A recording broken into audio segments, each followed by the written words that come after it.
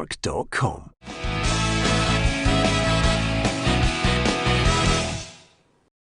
Welcome to Peter and Roughie's Football Show, sponsored by Arnold Clark. It's Tuesday, the 3rd of November. I'm Peter Martin, Alan Off, Darren Jackson, and Hugh MacDonald here with me, off his babysitting duties to be with us. That's what a grandfather is all about, let me tell you. And we're delighted to have him here with us. Anyway, like, share and follow us on our Facebook. Subscribe to our YouTube channel. We'll be absolutely delighted if you want to join the football family. We've got lots to talk about. We'll hear from Steve Clark. We'll hear from Mo El Yunusi. We'll be talking Champions League. We'll be talking COVID. We'll be talking about some people not following the rules. I wonder who we're talking about. We'll also be discussing some of the points that you make on our Facebook feed, and hopefully you're enjoying the programme on Twitter as well at PLZ Soccer. So that's where we're live. We're ready to rock and roll on this. Here's the Scotland squad announced by Steve Clark this afternoon. And as you can see, Lee Griffiths is back in there. Craig Gordon also, and Grant Hanley. Three of the names that suddenly jump out at you from the selection there. And good to see Kieran Tierney and Stuart Armstrong in the mix as well. Look at the players that he's got back there, Roughie. Suddenly, I'm looking at that squad with players playing regular football, players playing at the top level in England. Things, I think, are starting to look up for Scotland. This upward curve that we were hoping for 4 or 5 years ago, you can see it in that squad. Yeah, they were certainly in a better place than what we were way back in March. We had a lot of players not playing first-team football, a lot of players, big players, injured. We seem to be a lot better now. Obviously pleased for Craig Gordon getting back into the squad. I think he deserves it. The only thing I would say is feel sorry for the boy McCrory, who's dropped out. I think he is definitely one for the future. I hope the managers had a good talk to him and reassured him that he'll be back in. I would have left him in there and probably taken McLaughlin out. You know, he's not playing first team football at all. But no, pleased for Craig. I know he'll probably be back up because David Marshall's done particularly well. Yep, okay. And again, don't worry about it. What usually happens is Roughie's Wi-Fi takes about 3 or 4 minutes to settle down, and then his voice catches up with his mouth. So, but that's the nature of this COVID thing, as you'll probably find out as we go along. Now, Ronnie Porter. Hi to Ronnie. Hi to David Robertson, who's in Newcastle at the moment. Hi, David. Stay safe and well. James Brown as well. Ronnie Blythe. Good evening, guys. Hope you are well. Thank you, Ronnie, for that nice message. And lots of people talking to us. Darren Fields, who's in the US of A, and he's just voted. We're not going to give any comments on it. It's a live situation, so it's nothing to do with football at the moment. Pat Warren, Aileen Feeks, Lindsay Buchanan, Lindsay Storer, Stuart Derrick, John Eyre, Doug Brown, John Donald and Callum Reynolds. Lots of you there. And Billy Sterling says, good to see Craig Gordon back in the squad. Stuart Ramsey's out there in the West Midlands, and Scott Monk McIntyre. Hi guys from Port Glasgow. I have many a great memory from Port Glasgow as well, to be perfectly honest with you. And Brian Roberts says, is Tam still stoating about Edinburgh in a trance, Peter? Well, he's absolutely gobsmacked after the absolute battering that he's taken over the weekend in the head-to-head.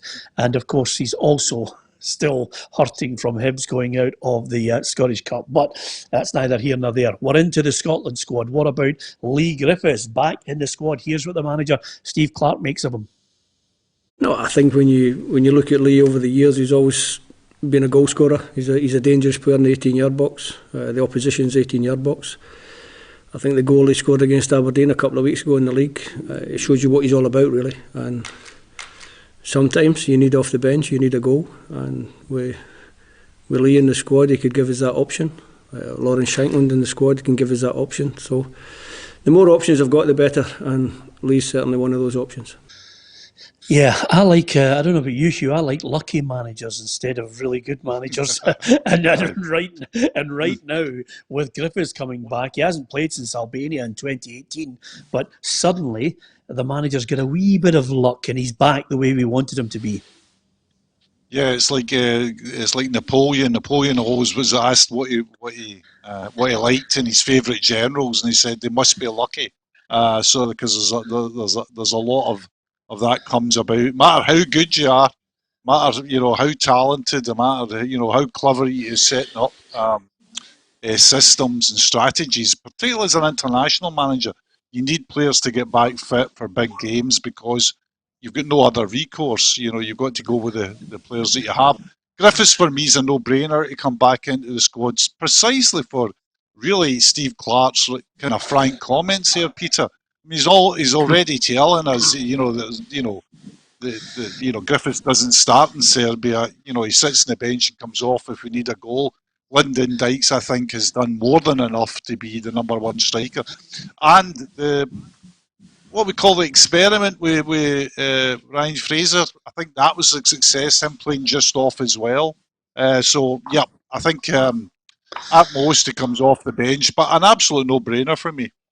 Yeah, Darren, I've just taken the liberty of picking my 11 for the starters for you to digest, and then the 6 possible backups that you might want to argue the point with me on. And I'm not being disrespectful to any others in the squad. This is what I think. Marshall in goal, because he's been a stalwart for us. I think he'll play that 3-5-2 with Gallagher, McTominay and Tierney in my 3, Palmer and Robertson, and then McGregor, McGinn, Christie with Dykes and Fraser. That's the 11 I've chosen, Darren, with Griffiths, Jack, McBurney, Armstrong, McKenna and McLean, possibly with a part to play. What do you think? When you think that Cooper's playing in the Premiership with a club like Leeds, Peter and McKenna was probably our number one centre half, so I think there could be argument that I could probably argue with those two, and then putting McTominay back into the middle of the park and putting Christie off Dykes. So I'd probably go with that, because Ryan Fraser's still not up to match fitness. You see, he's a sub for Newcastle just now, so he did well in the last game. Yes, there's no doubt about it, but I would probably have Christie off Dykes rather than Fraser, because I think he's more natural in that position. Ryan Fraser doesn't really play through the middle, and as we said, he did a good job. He's a wide player, where Christie's a natural, getting up on balls, getting up and supporting Dykes. So I would probably have Christie in there. Yeah, I mean, listen, I would probably concede one of them to you, Roughie. I would concede possibly that a Cooper or a McKenna might displace. He might displace a Tierney, to be perfectly honest with you. But I don't think he's going to pull McTominay out of that back 3. No, he seems to be quite happy with that back 3. It's just my opinion, Peter. I don't think it will be a back 3. I think it will be a 4-5-1. I think we've got to give this team a lot of respect. They're better than anything we've played. I think 3 at the back, as we saw with Celtic, if they're not all into each other, they all know their strengths and weaknesses, you can be all over the place. I would prefer a 4-5-1, obviously, with McGinn and Christie supporting Dykes whenever we're on the front foot, and keeping Ryan Fraser wide for the supply into the box. So, no, I think we're going to be, no backs to the wall, but we're going to be defending a lot more than we have done in the last 2 or 3 games. And we've saw with a 3, you can be really vulnerable. And against really quality players, you can be more than vulnerable. So I would like the safety zone of a 4. We all know Tierney can get forward on one side and whoever it is on the other side. So, yeah, first 20, 25 minutes, let's be solid at the back and then take whatever comes our way. Do you know what I love about this, Hugh? We're going to have about 19 different permutations by the time the game comes around, because apart from people who are having their club favourites, you're trying to second guess a manager who at times, if anything, displays a set pattern of how he wants to play, but he's loyal to people. Yeah, it really is intriguing, because like Roughie, I'm not 100% convinced he plays a 3. I know that he'll know what he's going to play, because he'll have decided exactly precisely what the setup's going to be, if not quite the personnel. I think he'll be pretty sure of his personnel too, actually, because he's obviously a very meticulous manager. I've got a slight worry like Roughie on the 3 at the back, and because this is a team of extraordinary quality we're coming up with. I know that Serbia only beat a good Norway team 2-1 after extra time, but if you look through the squad they've announced today, Peter, I think there's 7 players from Serie A, there's 5 from Liga 1, 3 from the Bundesliga, 4 from La Liga, a couple from the English Premier League, and the other ones that don't play for those teams are playing for the likes of Feyenoord and Ruban in Russia. So this is a team that's just like packed full of quality. I mean, I know there's the situation where Tadic might be injured, not played, but that's not them hold below the waterline by any manner. I mean, this is a really good top quality team, a team that will expect to beat Scotland. So I think it's going to be a containment exercise for much of the match, and it's how Stevie Clarke thinks containment is best operated. Do you think it's best operated flooding that extra man in midfield, or does he think it's best operated by playing a flat back 4? I don't know. Yeah. It's going to be interesting to see which way he goes with this one. Even if he played a 4-5-1 or a 3-5-2, I think that 5 in the middle would drop. It would be like a 5-3-1-2. To be perfectly honest with you, they'll be trying to keep it tight. One thing he does have them at the moment is well organised. Of course, he's got the added bonus that he's got a choice for the goalkeepers. Marshall's been superb, and suddenly the manager was talking about Craig Gordon, and he did make a move to Hearts. One wondered if it was all going to be over for him as far as international football was concerned, but the manager's delighted to have him in the squad. The Craig Gordon one is Craig I've always liked as a goalkeeper. I actually spoke to Craig last year when he was at Celtic about his situation and where he was, and I just felt that he was very positive about being involved with the national team again. He wanted to be involved. I think he made a big decision in the summer to leave Celtic and go and play at Hearts, back to his first club. So he's put himself out there. He's got great qualities as a goalkeeper. I think he's shown that in recent matches, but I had no doubts that he would show that anyway because he's a top goalkeeper. Yeah, and Ronnie Porter says, Peter will be sitting watching Scotland with squeaky bums and crossed fingers. You're absolutely right, Ronnie. This one is going to be one of those, and hopefully we can steal a goal. Let's hope they play like the team Darren Jackson was in with Craig Brown as the manager. Darren wouldn't even have opened the curtains that he's got behind him for them by times, because our profession, Hugh, slaughtered them when it was Craig Brown as the manager. But oh, how would love to have a chance to go to a major finals, Darren. And when you look at what he was saying there about Craig Gordon, it's great that we've got big players that have got experience, as well as what I think is the key. Hugh rhymed off so many people playing for Serbia in the top leagues across Europe, but we've now got a real good batch of players playing at the top flight in England as well as our clubs up here. 100%, Peter. And Craig, big players producing big occasions, and Craig did that at the weekend, Peter. Now, listen, I'm not going to get in the argument, should he still be at Celtic? Yeah, I still think he could still be playing for Celtic. And there's no doubt about it. He's 37. That's nothing for a goalkeeper, really, when you look at Buffon. But he's always been a top goalkeeper. I don't think there's been many games that you could actually pick out and say, probably the England game when he didn't come for the Harry Kane one, but maybe that's one. There's no many games you could pick out that Craig's actually cost a game. I think he's been a top keeper through his whole career, and there's no doubt you had to put him back in the squad. I get what Roughie's saying about McCrory, but his time will come. I like him as well. But that's the main thing, Peter. We have players playing at the top level now, and when you're playing at the top level, you're obviously playing against top international players as well. So that gives the boys the know-how, what they're going into, and who they're going to be playing against, and that always gives you a chance when you're playing at that level.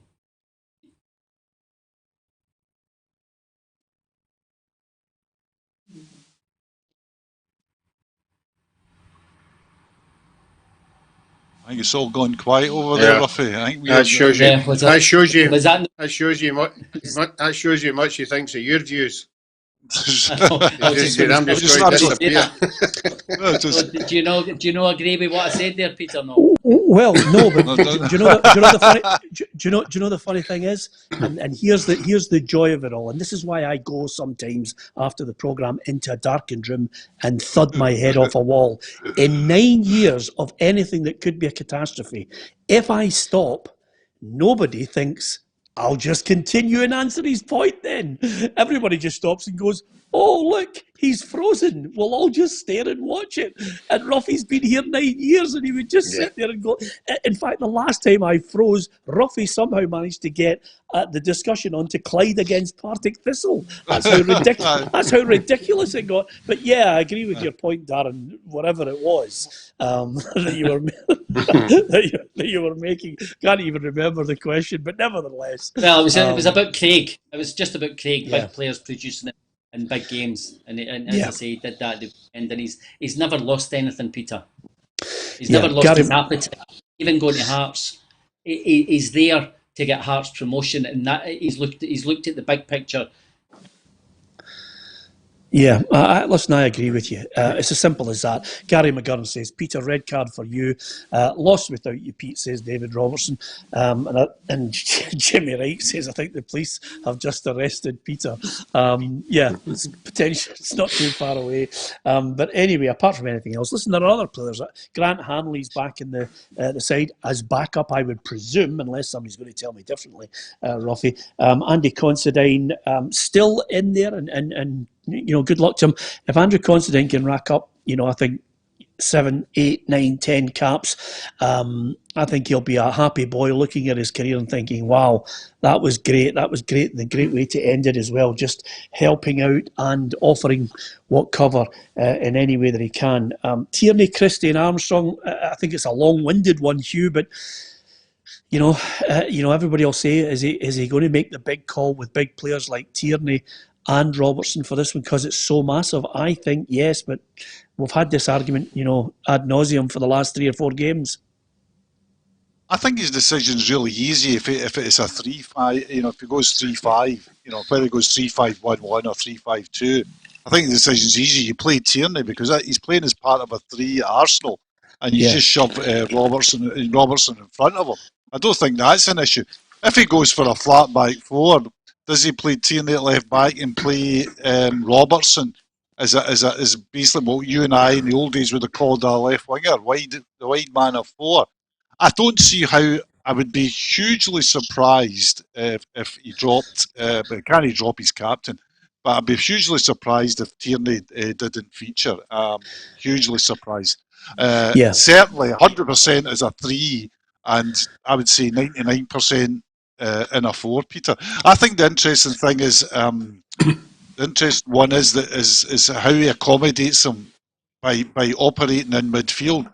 Because if Fraser doesn't come in as the one-off, the man or one-off, Dykes, I think Robertson would be the guy that would take the left-hand role rather than Fraser. Yeah, so many different things. You can give us your view on it as well. It is only 20 past 4, which gives you an opportunity just to realise that not only are we sponsored by Arnold Clark, we are sponsored by Gin and Fresh Orange as well. So if you feel the need to take a little drink of any alcohol whatsoever during the show, even though it's 4 o'clock, remember it's 9 o'clock somewhere else in the world. And that's the code that Roughie lives by, even when we are on our podcast. There are people who've commented to me as I'm running round very slowly, I have to add, Darren, round Strathclyde Park. There are people with podcasts wondering what the chinkling of ice is in the programme, but that's Roughie. Serbia, November 12th, and then of course let's not forget Slovakia and Israel in this 3-pronged attack. I know there are lots of people who don't like international football and like club football, but we've got 3 games to look forward to, and interestingly enough, here's a wee twist in it, Roughie. It could be that UEFA look at this European Championships and might give it all to Russia in 2021. Yeah, there's a lot of doom and gloom going about there now. We can see everything that's happening down in England just now, the shutdown in other countries. I think the associations have got to be responsible and look ahead. Let's hope it doesn't get into that scenario. It'd be incredible if we did qualifying with nothing to qualify for. We want it to be here. We want our country to be here, and so the fans can see the games at Hampden. That would be absolutely tremendous for everybody. But no, I think they've got to be responsible and look at that. I just hope that they're maybe panicking a wee bit and are looking too far ahead. Yeah, well, there's a change. There's a change, and it's funny. Some people might notice it, some people might not. If you're on the podcast, you'll never notice it. But Gary McGurn says, Peter, is there any chance you could tell Osama bin McDonald to get the light on in his cave? And suddenly, when it was a close-up of Roughie, Hugh has put the 50 pence in the meter. Fantastic. You look less moody now, McDonald. It's a funny thing, Peter. Way back in the days, do you remember the days when COVID had just started, long time ago? And I got delivered this incredible studio set with the lights, cameras in action. I've never used the light until now. This is it. The nights are fair drowning, so I've had to turn on that wee light that's on the camera for the first time since we've started. So there might be some light and heat from what in the room, but maybe not from what I'm saying, Peter. That's all. I can only apologise for that. Yeah. Well, all that makes me think about is, wow, that was 150 quid well spent sending you the bloody light in the first place. Anyway, apart from anything else, hi to Free Spirit, hi to Una Brennan, who always follows the show as well. I don't know about you, Darren, but the truck, a Winnebago, and we were talking about it in the studio. It would be absolutely amazing just to get in the truck in a Winnebago and head across Europe to Russia and just follow Scotland in live broadcasts every day from across Russia. It would be fantastic. It would be, Peter, and I'm actually in a different room today. I'm down at Bloomfield Road, Blackpool. We've got a game tonight, and I'm with one of my ex-Scotland colleagues, Colin Calderwood, who's just been appointed assistant coach here, and we were actually talking about today about the squad and everything. And it would be, and Colin's the same. He said, I would love to go to a tournament, kind of being a fan, and it's true. We would love to be there, Peter. And I do think, listen, I think it's an extremely hard game they've got. I mean, incredibly hard game. But I think we've given ourselves the best chance. Just now, everybody's fit. It looks a really strong squad. And we're talking about formations and all that. I actually think it will be a three-peater because the amount of centre-halves we've got in the squad to just play two. And I think at the level we're going to be playing a McTominay in there would be quite dangerous. So, but listen, we've given ourselves a best chance because we've got a strong squad, and hopefully they can do it. Yeah, absolutely. And all we need to worry about, Hugh, is who we take to Russia with us. And then the big question, after we get 2 or 3 games out of the way, Hugh, the big question is, do we pay the ransom money to get Roughie released, or do we just continue with the live broadcasts?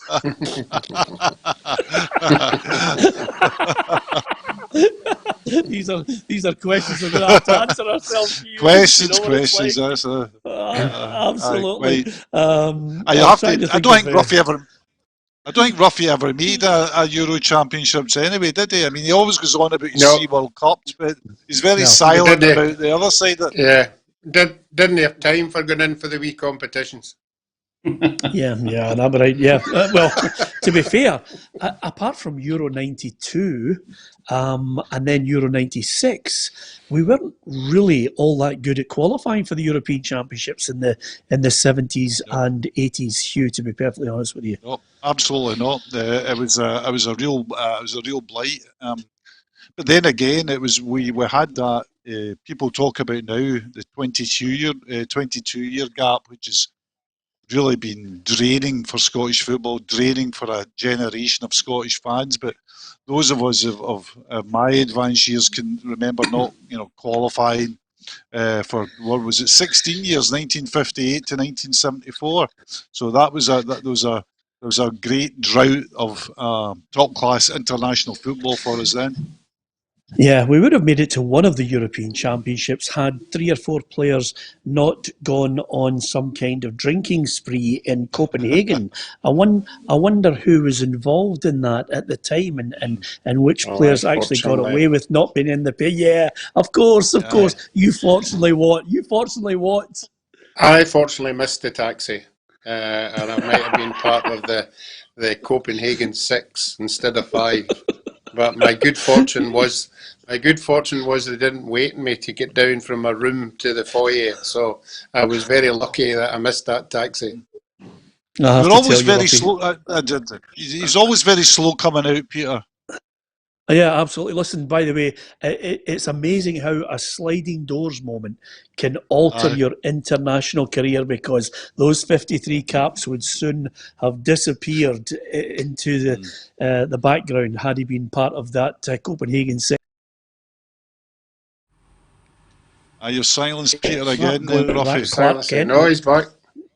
Yep. No, he's still. I'm still with you. Yeah, okay. It was. I was just. I was reading Niall Kane there saying, "Tell Darren Jackson I love those glasses. He looks smart going for that kind of a Clark Kent look." So there you are. There's lots of people. And hi to Darren from me, please. Kevin McFarlane says hi. So there's lots of people saying hi to Darren. And Mark Jennings says, Darren. And I might as well read these out because we like to react to things. Mark Jennings says, Darren, what was it like to start in the opening World Cup game against Brazil? Peter, it's every boy's dream. As I said, I'm here with Colin Calderwood. Colin was the same. Can you remember watching Craig Brown's diaries? I was always last out the dressing room. Colin was second last. And as we walked out the dressing room, Colin went right instead of left, and then had to come back again. So, but Peter, standing in the tunnel at the opening game, and you're standing beside Ronaldo, the greatest, the best player in the world at the time. It was just surreal and just one of the best experiences of my life. It was just amazing. I was very lucky because Gary McAllister got injured, or I wouldn't have played. So, but it was just wonderful, and it's something that you obviously can never take away from you. Yeah, absolutely. And that's today's competition, by the way. Who is Darren down in Blackpool with? Is it Colin Hendry or Colin Calderwood? It's such a tough one. Did I say Colin Hendry? No, you said Colin Calderwood 3 times. So we now know you're down there with Colin Calderwood. But I'm just explaining what we're speaking about today. I know, I get it. It's okay. Fine. Anyway, thank you to Mr. Jennings for that question for Darren. It's always nice. It is indeed everybody's dream about World Cups to stand there and have the shirt and the camera panning across everyone and you're singing the national anthem. Kevin McFarlane, and I'm going to try and get through as many of these as possible. I'm going to read this out, Roughie, because it is something that I think should be mentioned at times, when we absolutely, we're critical of footballers at times because you're judged every week. Kevin McFarlane says, can you ask the panel's view on Kevin Naismith playing after the loss of his father? Well, Roughie, for me, and for anyone who loses a parent, mum or dad, it's traumatic. It is tremendously sad. How he managed to go out there and perform for Hibs, that was an unbelievable effort from the young boy. Yeah, I think if you ask anybody, any footballer has been through that position, it's a big decision. It's made a lot easier when your dad's a football guy and 100% your dad would want you to play in the game. And that is the bottom line. If you got any feeling that your dad didn't want you playing it, you wouldn't do it. But most dads, I would say, would love their son to go there and make a bit of history in the back of, getting 100% assurance that that's what I wanted you to do, that's what I brought you up to do. And that would take a wee bit of weight off his mind.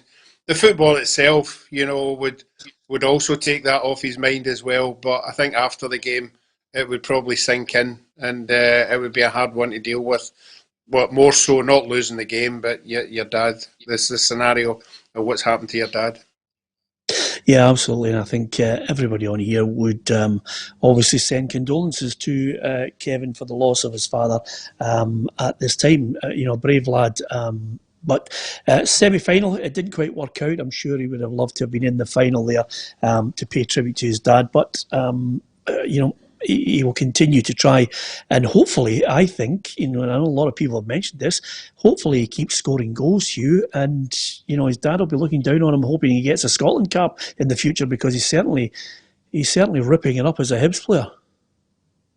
I think he is as well. And the game of the weekend, he wasn't, let's be honest, he wasn't brilliant at the weekend. Missed a penalty, missed a good chance with a header. It was a good save from Craig Gordon. But what I liked about him, and he was still showing glimpses of that game, his movement's very good for a young kid. He was looking to link up all the time. He was looking to run into the channels. I really rate this guy. I really think this guy's one of those people like, almost like a McGinn that can make a jump from two of, let's be honest, the smaller clubs in Scotland. Hibs fans will be on me now, but I'm talking about making a jump out with Celtic and Rangers and then going on and making another big leap forward. And I think there's another big leap forward in it for Kevin Naismith. I'd be interested. Obviously, Darren would know more about this because he's played both for the club and in that kind of position and knows what it takes. But I really rate the kid. I think there's bags more to come from him. Share that view, Darren? Listen, yes, Peter. I was actually impressed at the weekend. I've not seen a lot of him, and everyone's talking about Scotland, and Jack's talking about Scotland and all that. What I don't want, Peter, is that he's only played 11 Premier League games. Now, at this moment in time, does that really warrant you a Scotland cap? He's done fantastically well, and I just let the boy develop. As I said at the weekend, his hold-up play, his link-up play with Doige. I was speaking to someone about it was going back to being the big striker and the small striker playing together, and I thought they did really well. And I think he's definitely on the right track. But when you look at the strikers that are in just now and the clubs they're playing with, it's going to be hard. But I just think he needs to keep on doing what he's doing, get more Premier League games under his belt, and he's definitely going in the right direction. Yeah, absolutely. Jim Johnson has a great point here, which I'm glad you're on, Hugh, because you'll remember this, and this is fantastic. Jim Johnson says, great show, lads. Thank you, Jim, for the compliment. He says, keep up the good work. Peter, you and Roughie have been together now for a few years. Do you ever give Roughie a shot as the host? Jim,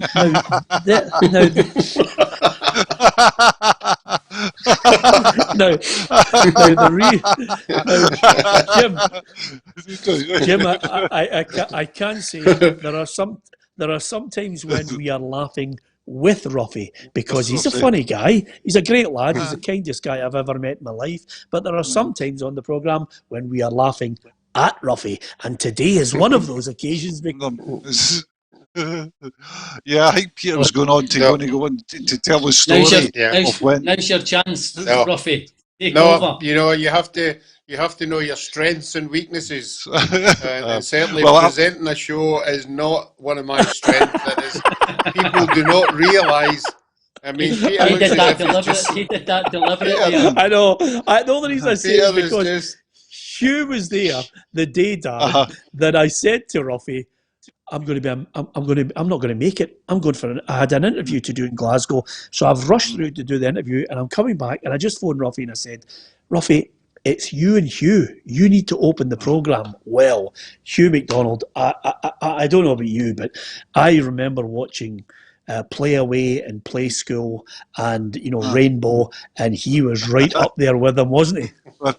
Well, the greatest thing is, Peter, once over the Bay of Biscay, I was in a plane and it hurtled towards the earth in some kind of like turbulence, and I looked around the airplane and I saw all these scared faces. I've never saw anybody scared in my life as I saw Roughie that day when he said, "You have to present the programme." It was like. This is the guy that treats somebody like Zico, etc., with insouciance and doesn't work. Let them shoot from 30 yards. I'll be okay. Well, But people host a don't realise. programme, not on. Yeah, but people don't realise. They think Peter's just sitting there looking at the camera. You know, he's not only looking at the camera, he's looking at things that come in. He's pressing buttons. And pressing buttons isn't a big thing for me. Because if you press that wrong button, you're in trouble. You're in trouble, by the way. It is a technique and a gift that I don't have, unfortunately. Yeah. Listen, Roughie, we win as a team. It's as simple as that. We all know our strengths and weaknesses. It's as simple as that. You never said that when I cut us all fair at Parkade. No, there are two moments in my life, I have to say, and all of you know the pressures of running your own business, but you'll never believe it. When Roughie and I first started out, we started at Easter Road, and Roughie, in his infinite wisdom, with his big claw topper feet, kicked the power off the ISDN, took us off air in our first live programme with commentary, and then at Celtic Park proceeded yet again to kick everybody off here because he kicked the power for the entire press box, and you want to have seen that. And the great thing about journalists and broadcasters, they don't like you if you kick their power off. Oh, we were getting absolute pelters, I have to tell you. Exactly. And Gary McGurn says, Roughie, you were a goalie, Peter wasn't a goalie. And hey, I couldn't sum it up any better than that. Listen, there's a couple of wee issues that I want to discuss. Lots of pundits have different views on it. We had it yesterday as well. It looks as if the Rangers duo, the SFA could be hammering them for breaching the rules as well, Hugh. Apparently, you know, pictures emerged, caught them at a house party. 10 people were fined, and to be perfectly honest with you, they've got a suspension from Rangers. So that's the first thing. They're in isolation. The SFA could hammer them. There is the potential here that they might never play for Rangers again. Is that the way ahead, bearing in mind that what has gone before, Hugh, and the misdemeanours from other players? Is that the right way to look at this?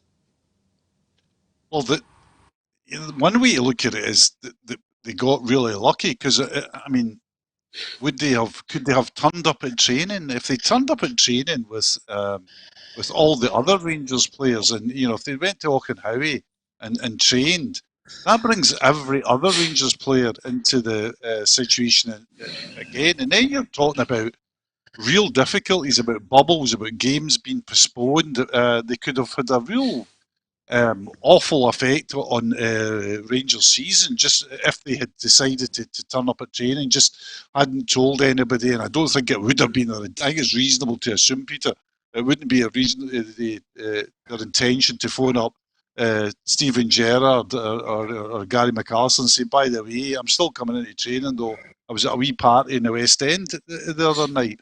So the potential for real havoc was there. I think in this situation, that it's right to throw the complete and utter book at them. I think the SFA will hit them. Rangers have already hit them as hard as they can under PFA rules. So I think in this situation, because it's just crazy stuff, absolutely crazy stuff. Yeah, listen, we wait to see what kind of punishment is going to be handed out, Roughie, on this one, but. It's a difficult situation because the longer it goes on, all players are well aware of the dangers involved, especially if you are in a club bubble like this. So I think, and I cannot believe the stupidity of Jordan Jones, especially when he's fought his way back into Steven Gerrard's plan. Yeah, I think everything that Hugh said is perfectly correct. You know, the whole scale of what could have happened. For me, in a footballing sense, is are the two of them surplus to requirements? If it had been Tavernier and Ryan Jack, would we be going down, or would Rangers be going down the same view? I think they'd be fined a fortnight, quite rightly so. Would they be told they're out the door? No, I don't think so. Jones and the other boy, that's up to their decision. They won't let them go. There's money at stake here. So I can see them, the two of them being said, right, find another club. But it's the old footballing one, you know, if it was a bigger, better player, would the same action be in the rules? Yeah, this is the response from the SFA on this situation. Obviously, they're going to wait, and we will wait to see exactly what kind of punishment is handed out, and then we can react to that. But again, there is a certain amount of hysteria surrounding the whole thing. People up in arms when it was the Aberdeen 8. People, rightly so, up in arms when it was volleyball and goalie as well. And these two boys fall into that camp. We wait to see exactly what punishment's going to be handed out. Listen, there's another thing which is... Yeah? He's not only kind of harmed his club career, he's out the Northern Ireland squad for the playoffs against Slovakia as well. You know what I mean? I mean, he's got a chance of going to a major tournament. Yeah. I mean, I say that, I'm not just saying it's Rangers players. I say that about ball and goalie. I say that about the Aberdeen players. It's incredible what they did. And as I say, the Celtic players and Aberdeen players, that them going out, I just don't get. I mean, if it's kids, it's maybe being a little bit naive, but they're adults. It's just incredible that they think they can just go to a party and just they'll get away with it. Yeah, absolutely. A lot of people think they might not play for Rangers again, but we'll wait to see. Other news that's come out, SPFL asking everyone the questions regarding the way ahead. Would the board be given the power to make decisions on calling the league at a certain time, declaring it null and void? All of these things were handed out to the 42 clubs, and this is what the SPFL have highlighted. 20 clubs agreed they would be content to give the SPFL board power now to curtail the season if a particular threshold of matches had been played. 17 clubs agreed they would be content to give 5 SPFL board powers now to void the season if an insufficient number of matches had been played. 12 clubs voted in favour of the SPFL board being granted broad powers to manage further COVID-19 related disruption to the season. Only 4 clubs voted in favour of the SPFL board being given the power to impose a 3-0 defeat on any club not fulfilling a fixture. And 19 clubs felt it was too early to take decisions now, and decisions on any COVID-19 related disruption that should be considered later in the season. So that's the points of it all, Hugh. I think, if anything, apart from the financial pressures which are facing a lot of clubs, a lot of the 42 clubs, being able to continue to play behind closed doors is the big question for everyone. Even if there was a lockdown, would they then start to get to a point where they'd lock down football again? Who knows, Hugh? Yeah, who knows? I mean, the great question of COVID could be summed up in that question, Peter. Who knows? We're in a state of incredible turbulence and incredible uncertainty. This question and these questions have been hanging around like a bad smell since the start of this season. People will blame Neil Doncaster for this, that, and the next thing, but he has been working tirelessly and trying to get some kind of consensus on this question since day one of the season starting. There is no consensus. We don't need to go through the votes, each one, but every vote shows you that there's not a majority for any kind of action, and there's it's almost split 50-50 on giving the board powers on calling the season and calling the season after a certain amount of games. The only vote that's almost unanimous is the one about awarding teams 3-0 victories. That's the one that comes near to any unanimity. I hope and I pray, Peter, that this all is an academic exercise, that somehow we stumble through this season for a variety of reasons, and we get through it, and this becomes academic. Because see, if it doesn't become academic, it'll make what happened last season look like a custard pie fight on Tiswas. I mean, what will happen this season will be, calling seasons and making it void after a certain amount of games. You just have to say to yourself, is that a mushroom cloud I see over Hampden? Yeah, absolutely. And for the benefit of some of our younger viewers, Tiswas was a brilliantly manic children's programme, I beg your pardon, on a Saturday morning. Basically what you did is, and for the benefit of people who weren't around in the 70s and 80s, basically what you did was you watched the first 10 minutes of Swap Shop to see if any Egypt would agree to swapping a corgi toy for a full Skeletric, because we didn't have a lot to swap, but we wanted to see if people in the wealthy areas would take a rotten toy for a really good toy. And then you switched it over and watched. Basically, I don't know about you, Roughie, but the only reason I watched his was for Sally James. I'm being honest with you. It's as simple as that. Was that the programme Timmy Mallet was on? Was that a different show? Did he start there? No. This was This was a program where basically, this was a children's program where basically Sally James wore an all-in-one leather suit. How she got away with it, Hugh, on children's TV at 9:30 in the morning, I will never know. Yeah. But it certainly had my attention. And Lenny Henry was on it as well. And Chris Tarrant. I just can't. It was only a children's show which fathers ordered the children to watch. You'll watch that. Exactly.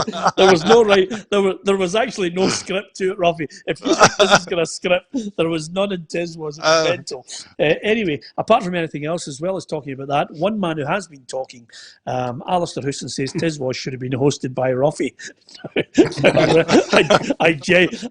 Alistair, I genuinely would love to have seen that. Anyway, one man who has been talking today is Mo El Yunusi, who was out getting ready, obviously Celtic, getting ready for their Europa League game, and we will be covering both games in greater detail on tomorrow's programme. Rangers away to Benfica, Celtic at home to Sparta Prague, and Mo El Yunusi reckons that Celtic are indeed over their sticky patch. I mean, any team can have, how can I say, a small dip in form. I think we're back on it now. We've been having a good week. It was a good performance away against Lille. And again now on Sunday. So this is something we need to build on. Interesting. Do you think they're over the sticky patch, Dan? No, you can't say they're over the sticky patch. I did think the European performance in the first half was very good. They made a few substitutions and made it a lot harder for Celtic, but they stuck in there. And then at the weekend, you wouldn't say it was comfortable, but they get themselves 2-0 up, and it's very, very rarely that Celtic are going to lose 3 goals in a sort of domestic league. So I don't think they're over it, but I think players are coming back to form. He scored three goals in the last couple of games, and they're getting players back fit, Peter. That's the main thing. Edouard's coming, obviously the COVID. Edouard's coming back. Griffiths is getting back fit. El Hamid's coming back. Beaton came back. Christie got back in the team, scored an absolute wonder goal, because there's a lot of pressure, I think, on Christie, because he performed so well last season that you're looking for that again, and he's probably not started the season as well as he probably hoped, but surely that goal will give him huge confidence. Yeah, absolutely. And I think we're hoping that Rangers and Celtic can continue their good performances in European football, Hugh, because it's nothing but great news for the Scottish coefficient, to be perfectly honest with you. We always like to... I think... I'm not a big fan of the Europa League, but unfortunately in Scotland, that's where we are. We've dropped into the inferior European competition. But the one thing about it is it's better watching the Europa League when you've got Rangers and Celtic in there. I mean, that keeps the interest going. That's what we love about it, if there's a Scottish club in it. Absolutely, and the other thing as well is about Europa League. It allows you to accumulate those coefficient points. To the situation where you're on the threshold of a Scottish team qualifying automatically for the group stages, and you have 2 teams in the qualifying route at the end of the season. So it has its basis in pushing Scottish football, particularly Celtic Rangers, to be frank, forward. I think Rangers in Europe are just perfectly set up for Europe. I think it suits to be Steven Gerrard and Michael Beale in particular. Put up their tactics. I think it suits their personnel. Normally, you would say that this is, is going to be a very difficult game, but Benfica are coming off a poor performance, so Rangers will have their tails up for that as well. So, yeah, hugely interesting week for Celtic. I think it's a must-win for Celtic, Peter. I think the two back-to-back fixtures with Prague, I think they've got to get 6 points out of them and then just see how the games against the other teams in the group, Lille and AC Milan, the return legs against them, see how they measure up. I think 6 points now for Celtic is crucial to any hopes of progress in the Europa League. Yeah, you're absolutely right. Fiona Docherty says, Peter, do you really think Celtic have played well in the Europa League? Well, the answer to that, Fiona, is emphatically no. And I think I've been consistent on that, but I did see just little signs of shoots of recovery in the way they went about their business against Lille. I have no problem with what Rangers are doing in European football, Fiona, because the one thing about Steven Gerrard, his whole stature has been enhanced by what he's managed to get out of the Rangers team in Europe, and I think Rangers go to Benfica with no real fear because of the way he has them organised, and I think that's fair, Roughie. You now look at Rangers in European football and think they can go there and win.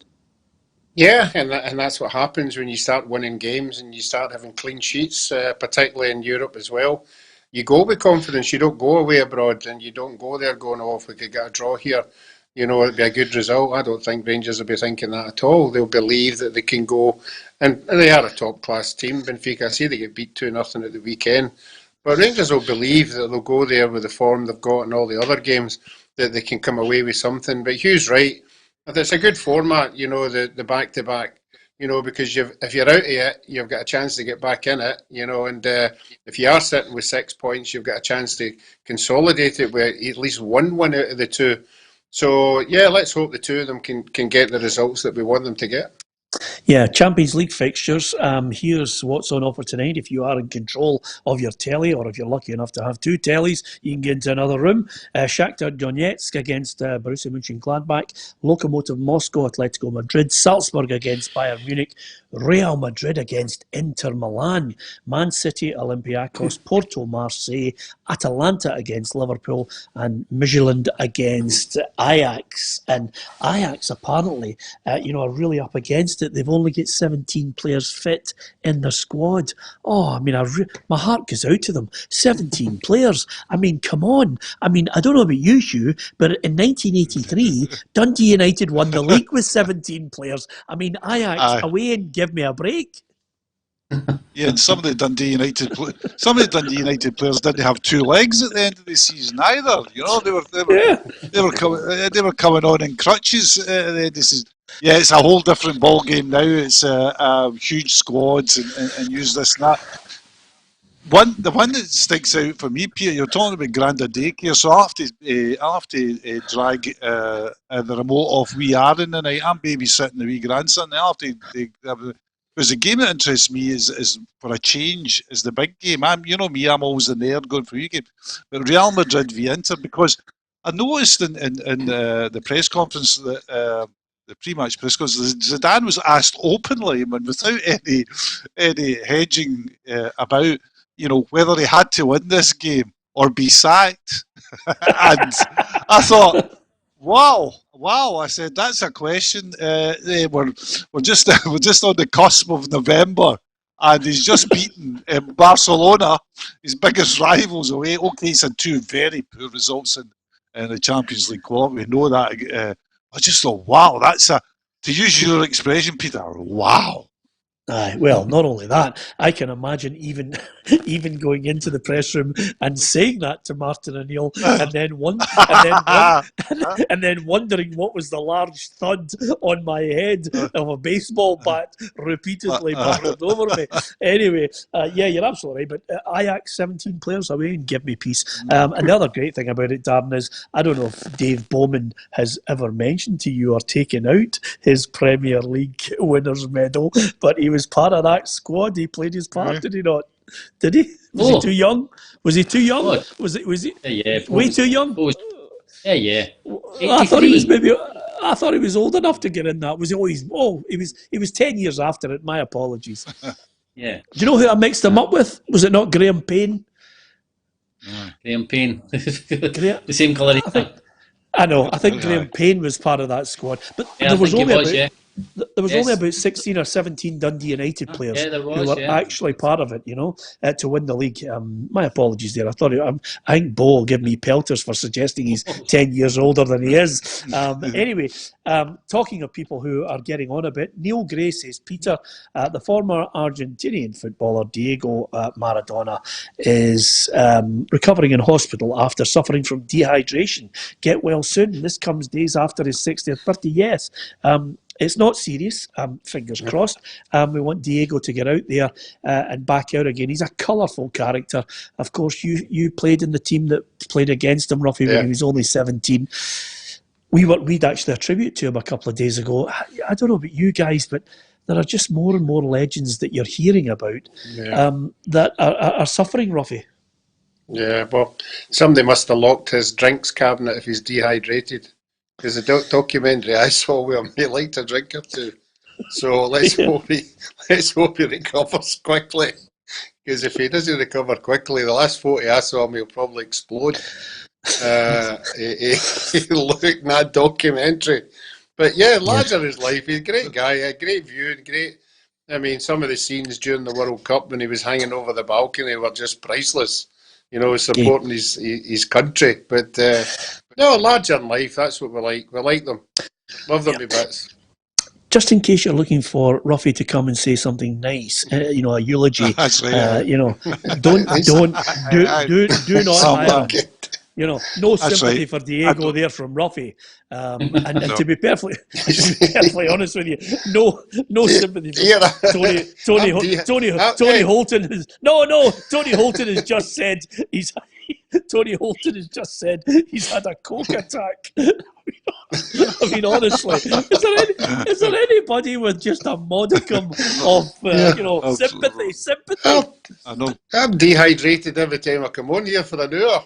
Well, absolutely, because everybody gets... And listen, just continuing that theme, I have to say to you, it was a wee bit of sadness today because, as you know, Hugh, we've had a few programmes and a good battle about some great players of the past. I have picked a World 11 from day dot. Roughie and I have indulged in it. You've indulged in it. Dan will undoubtedly have a great World 11 of the best players that he would have in his World 11 side. The player that we're going to pay tribute to now is 75. Sadly, I think his wife revealed the fact that, again, he is also suffering at the moment. He's one of my favourite strikers of all time, a real poacher. I don't think he scored a goal outside the penalty box, and if he did, it's got to be in single figures. Today is the 75th birthday of Gert Müller. Legendary goalscorer Gert Müller turned 75 today. Let's have a look back at his career. He began at local club Nordlingen, where he scored 51 goals in just 31 games. This earned him a move to another Bavarian side, Bayern Munich, who had just been promoted to the Bundesliga. Müller stayed there for 15 years, scoring 565 goals along the way. He fired his team to 4 Bundesliga titles, 4 German Cups and 3 consecutive European Cups. He was equally successful internationally for West Germany. In an 8-year career, he notched 68 goals in just 62 games. Müller scored both goals in the 1972 European Championship final and also the winning strike in the 1974 World Cup final against Johan Cruyff's Netherlands. With 14, he held the record of most goals at the World Cup for 32 years before Ronaldo broke it, whilst he is still Bayern Munich and the Bundesliga's top marksman. And to this day, he is still regarded as one of the greatest strikers of all time. Yeah, he is in my book, and he's also in Gordon McFadden's book. He says he was a brilliant player. I just cannot move him out of the squad. I had him up front in a 2, Darren, with Marco van Basten, and I am actually forced to drop one of them in my World 11 because I just can't leave out. I can't leave out Ronaldo now because his stats are frightening as well. So I'm actually dropping Marco van Basten for Ronaldo, because I'm not dropping Muller, because Muller was unbelievable. Well, just what Hugh said, a word you would use, wow, when you see these figures, Peter. Absolutely incredible. And I think I saw something the other day there that I think Ronaldo's got something like 14 goals to become the greatest goal scorer of all time. So, I mean, that tells you, I think he's got to be in your team. Yeah, absolutely. Michael Creighton says he's got to be in any squad. Ian John Miller says he was the best finisher that he'd ever seen. And Muller was a good poacher, says Free Spirit Stevie. You're absolutely right. He was a great poacher. And I mean, if ever you wanted to see the classic way that Muller performed as a player, it was the 74 World Cup final when he just spins in the box, Hugh, and then puts the ball into the back of the net past Jan Youngblood of Holland. Absolutely, Peter. I was just going to say that. I say you don't have to go through and look at an awful lot of YouTube clips. I would look at Tue.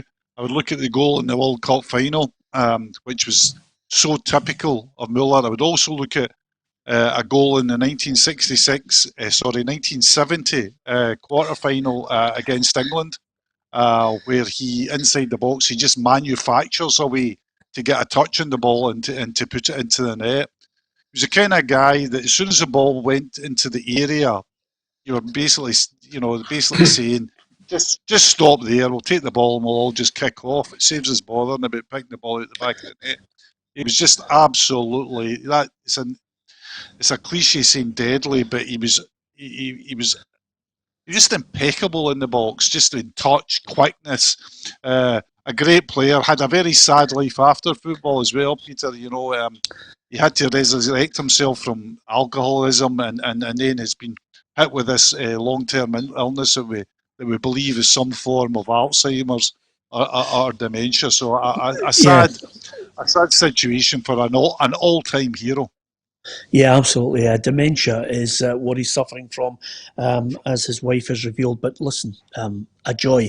And that's the joy of this programme. Sometimes we like to look back on players.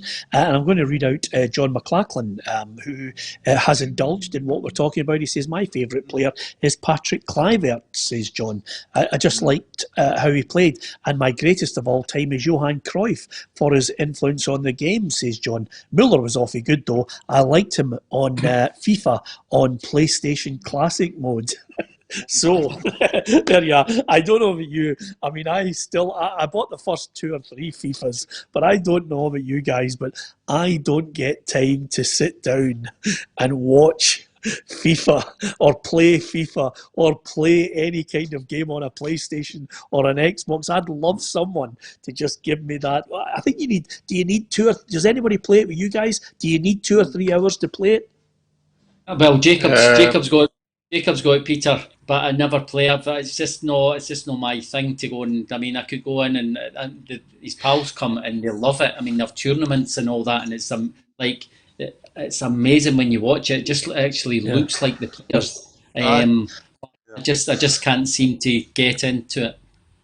Yeah, I have to say though, the good news is Hugh MacDonald has my iPad. So the good news is his little grandson can watch Nickelodeon Kids tonight while Hugh watches one of the German teams on the telly. You see the things I do for you, Hugh. That's all I'm saying. Oh, magnificent!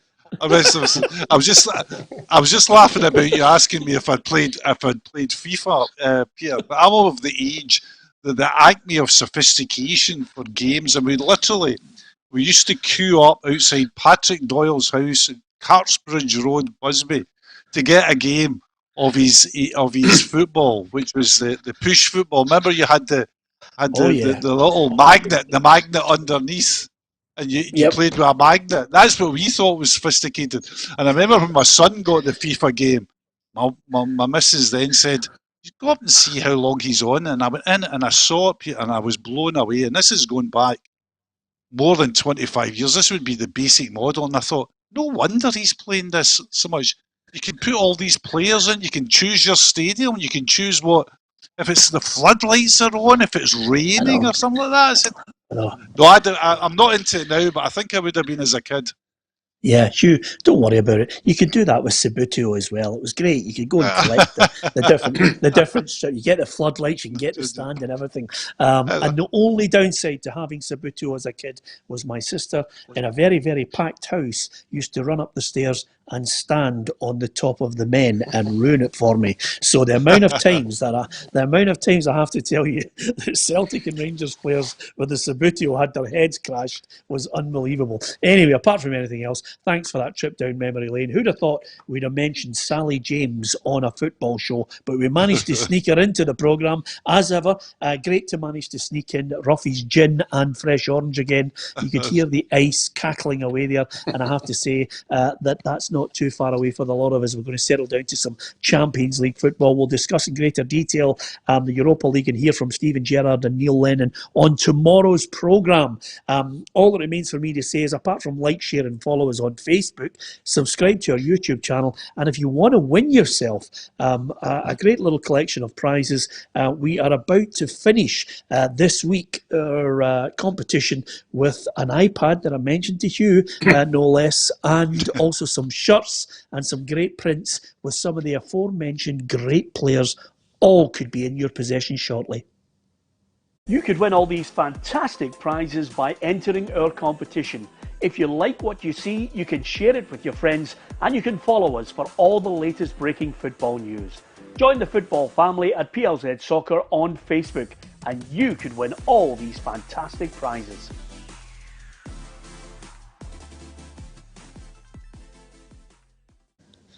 Good luck with the competition from Darren, Hugh, Alan Ruff and myself, Peter Martin. Thank you for joining us in the football family today. Thanks for watching.